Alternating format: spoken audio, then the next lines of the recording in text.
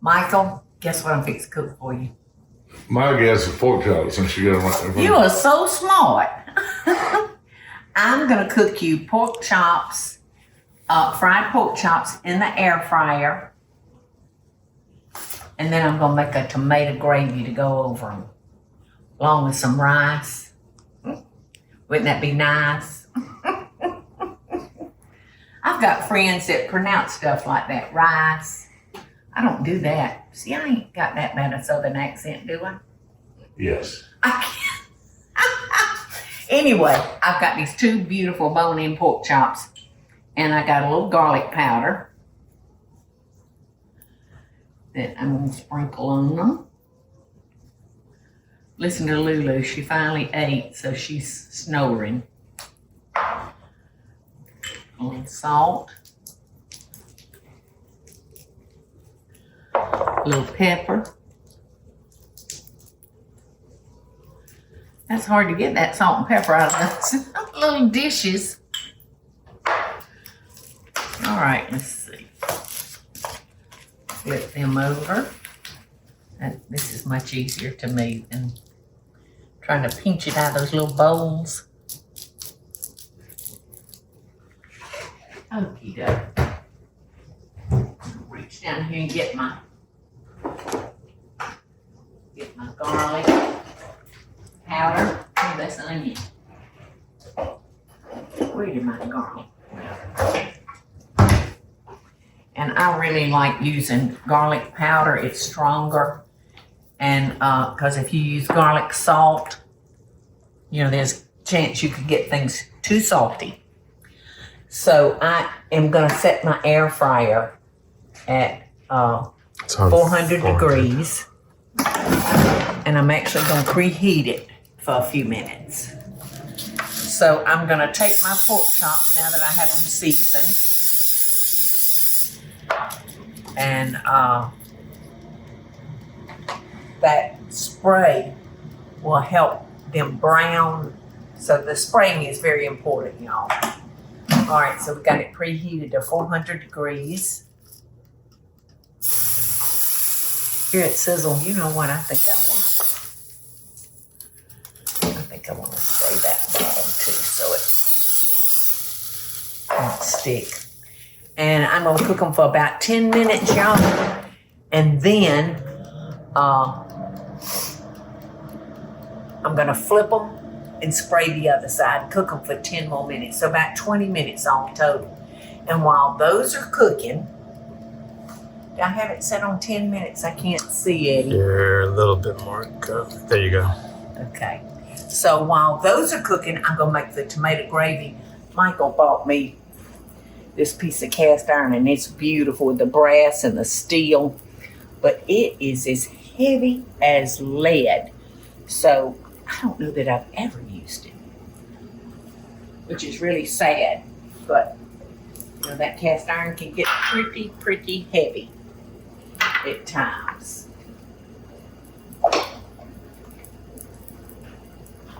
So I'm going to melt our butter.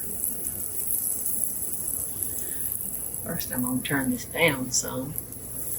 I want to burn my butter. There's nothing wrong with burnt butter, but for specific recipes, and this ain't one of them, y'all.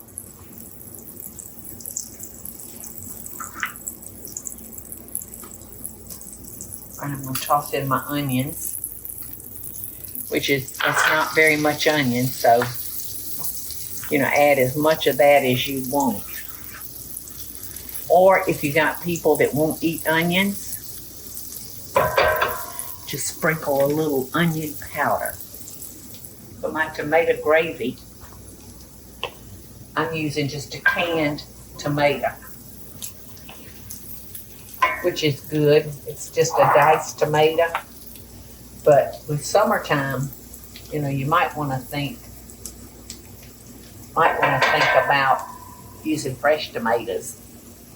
And you know, you can water bath your fresh tomatoes, drop them in boiling water, make a little slit, a little X at the top of your tomato, drop it in until that, you see that little cut. Trying to pull away.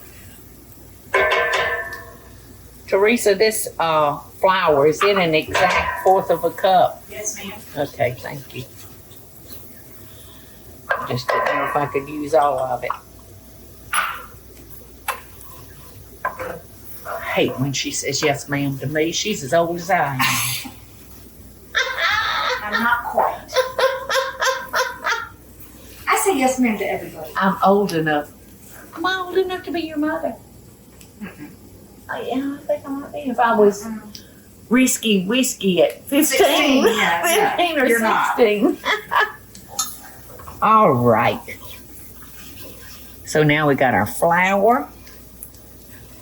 And now I'm going to add our milk. And this is regular, just sweet milk.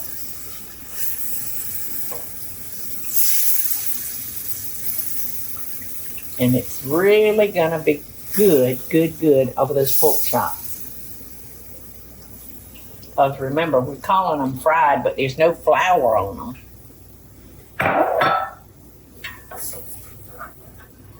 So, this is where we're going to get our flour from, right here. And then I've got 2 cups of chicken stock. I'm going to add to it, and then I'm going to add our diced tomatoes. All right, so in goes our chicken stock.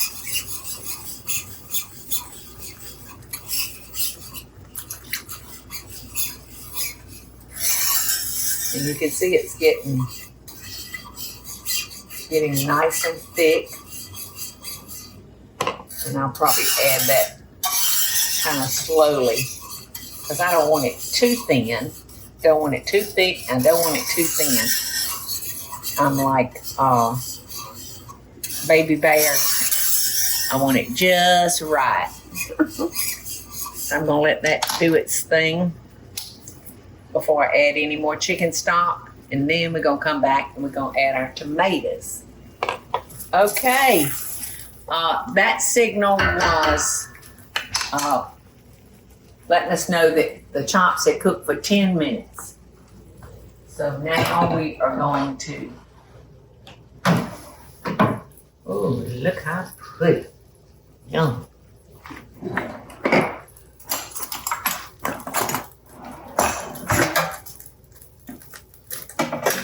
Flip those over.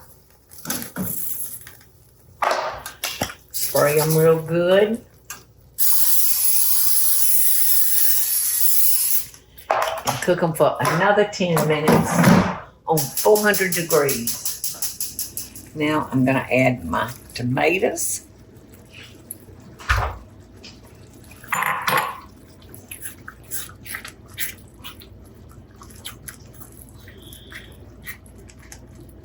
Looking pretty good, isn't it? Mm-hmm.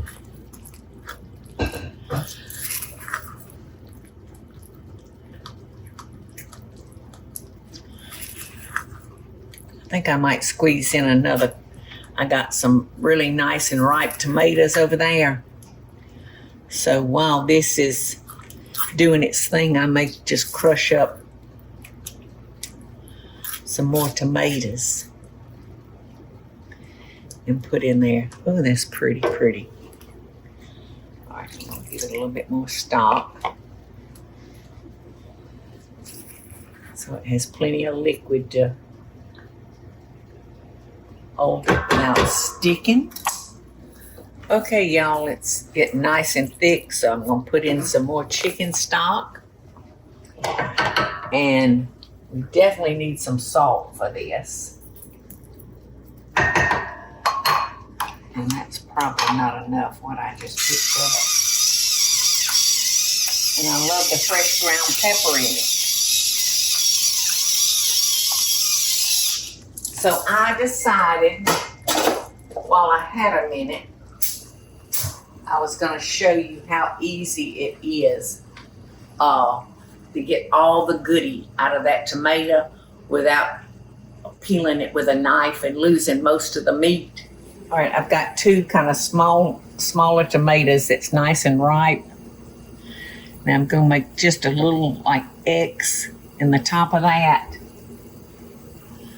tomato, and that will let me know when that skin is ready to be just slipped off. And then I'm gonna throw it in that pot with the other tomatoes. All right, see, it's about to boil. I needed some more water. I was stingy with the water for this little pot. There we go. I'm conserving on pot size, y'all. See the little notch that I cut in the top? It's not peeling off yet.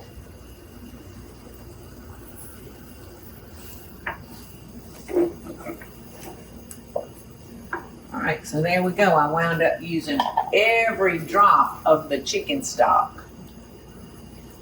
But that would depend on what kind of thickness you like for your gravy. If you like a thinner gravy, then you might not want to add it all. But if you like a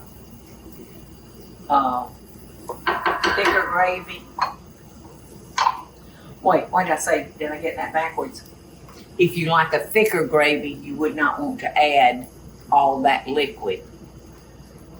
But if you want a thinner gravy, you're safe to add it all. That's what I was trying to say. Sometimes I get my words mixed up. Let's check our tomatoes. Look at there. Look, can you see how that skin just pushed back to let me know that they're ready to peel? And then I'm gonna put them in our tomato gravy to add just a little bit more tomato.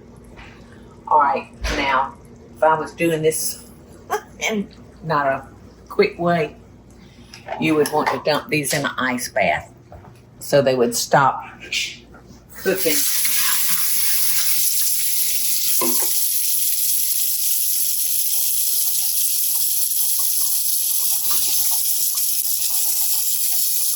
Isn't that unbelievably easy? I just like the idea of some fresh tomatoes being in there. How about this? That's gonna do it real good, Eddie.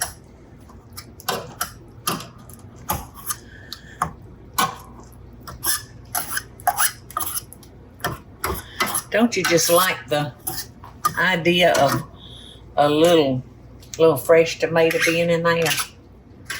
I know I do. Oh, that's so pretty. I'm gonna turn it back up and let that cook for a few minutes because we got a lot more liquid out of that tomato. So I'm gonna want it to tighten back up. And in the meantime, I'm gonna come over here and look at my pork chops. Let's look. It's fixing the ding bat.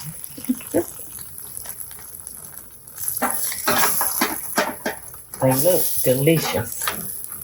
Whoa. That looks pretty dadgum good.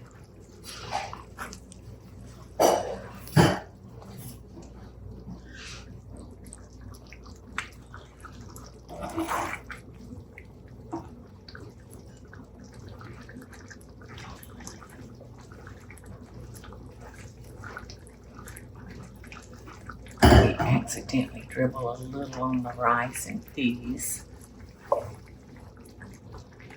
Okay, Michael. It's time for you to eat. I'm ready. Buddy boy. That looks delicious. Oh, I hope you enjoy it because I had fun cooking it for you. So just let us know how you like it. Is that knife sharp enough? All of our Oh, yeah, knives. it's good enough. Okay, good. All of our knives are so dull. I need to bring them to Ace Hardware. You do. You do. You do.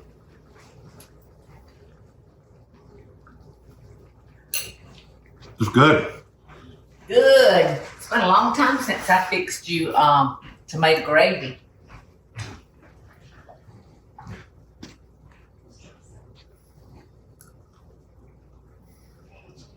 Mm-mm. You want some gravy? This is good. Cause golly bum, it's delicious. Uh-huh. Mm. So there you go. I've looked at a lot of air fryers, y'all, but I still stand by the one that I developed. I could not do without that air fryer. We use it a lot, don't we? We use it so much. And it's so handy during the summer when it's so dadgum hot outside. But anyway, I hope y'all will try this because it's really good. And that gravy is delicious with country fried steak. Put your country fried steak in that gravy and it's good. Perfect. Thank y'all. Love and best dishes, right? Hi, y'all.